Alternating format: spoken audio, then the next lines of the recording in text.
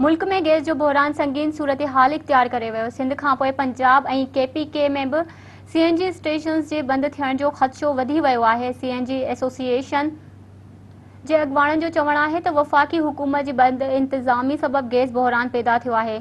मुल्क में 70% गैस पैदा कंदड़ सूबे सिंध अंदरि गैस जो बहरान ॼाणाए 8 ॾींहं लाइ सीएनजी स्टेशन्स खे बंदि कयो वियो आहे, जॾहिं त अक्सर इलाइक़नि में सनती तौरु घरेलू सार्फ़िन बि गैस प्रेशर में घटिताई सबबि परेशानी जो शिकार आहिनि।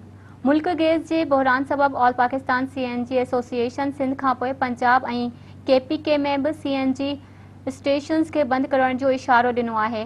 सीएनजी ऑनर एसोसिएशन सिंध मूजिबि पेट्रोल जी खोट सबबि अफ़रा तफ़री पैदा थी रही आहे। हुकूमत सीएनजी जे स्टेशन्स खे खोलण जो ऐलान करे।